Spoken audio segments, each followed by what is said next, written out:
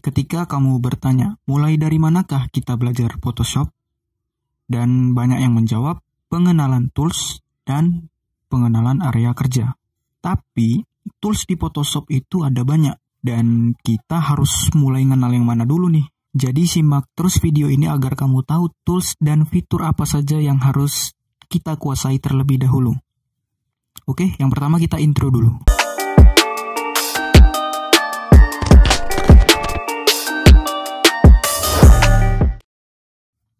Halo semuanya, selamat datang di video ini. Sudah menjadi tanggung jawab aku untuk membantu kamu atau kalian untuk menguasai Photoshop. Aku akan bagikan apapun kepada kamu yang berkaitan dengan Photoshop. Oke, langsung aja aku akan saranin tools dan fitur yang harus kamu kuasai dulu.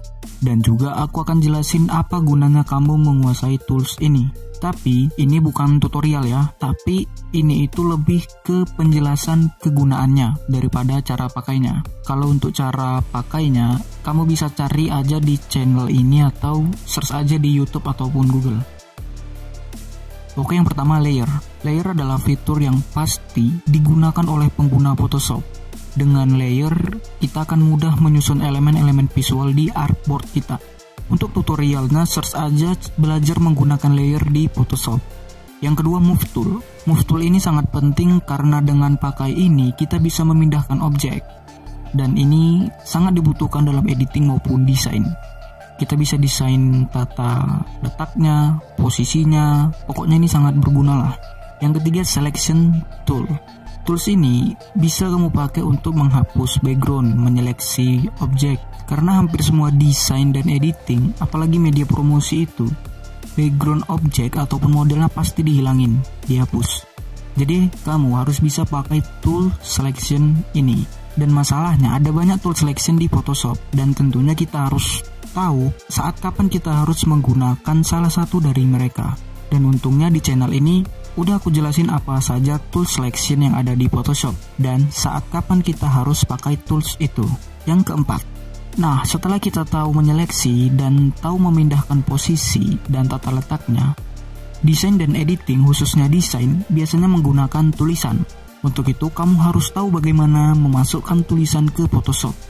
Dan jangan dulu cari tutorial text effect. Kamu cari tahu dulu gimana cara ganti jenis huruf, gimana cara buat rata kanan, gimana caranya buat tulisan jadi tebal, buat tulisan jadi miring. Jadi aku saranin kamu untuk belajar itu dulu ketimbang text effect-nya. Kalau udah paham yang dasarnya tadi, barulah kita belajar buat text effects-nya. Yang kelima, Pen Tool dan Shape Tools. Untuk Pen Tool ini sedikit sulit bagi pemula, kamu harus banyak-banyakin latihan, tapi Pen Tool ini akan nampak sederhana kalau udah kita kuasai.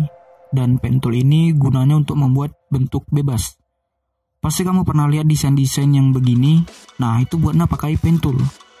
Tapi kalau untuk desain yang simple, ini nggak terlalu dipakai sih. Yang lebih dipakai itu Shape Tools. Ini bentuk-bentuk yang simple seperti kotak, lingkaran, garis, dan ada juga bentuk yang bebas, tapi kalau punya presetnya. Yang ketujuh, ini untuk editing ya. Desain juga bisa sih, tapi dikhususkan ke editing, yaitu adjustment. Kalau kamu sering pakai DSLR, kamu pasti udah tahu lah ya fitur-fitur ini, seperti contrast, brightness, curve, saturation, dan banyak lagi. Kalau kamu ingin fokus ke editing foto, aku saranin kamu lebih kuasai fitur adjustment ini. Yang kedelapan adalah brush. Ini buat kamu yang ingin pakai Photoshop untuk menggambar, brush ini akan sangat berguna kalau kamu pakai buat gambar. Tapi bisa juga untuk editing foto, misalnya buat pencahayaan. Dan yang terakhir, yaitu transform.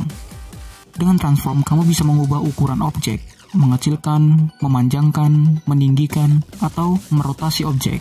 Jadi, transform ini juga salah satu fitur yang harus kamu kuasai sebagai pemula. Oke? Untuk kamu yang Photoshopper pemula, kuasai dulu yang tadi itu. Jadi jangan langsung ke tools-tools yang kurang sering dipakai, karena itu ngebuat kita lama untuk menguasai Photoshop. Kalau kamu udah menguasai yang tadi itu, minimal kamu udah bisa lah buat desain. Oke, sekian dulu pembahasan kita di video kali ini. Semoga bermanfaat. Sampai jumpa di next video.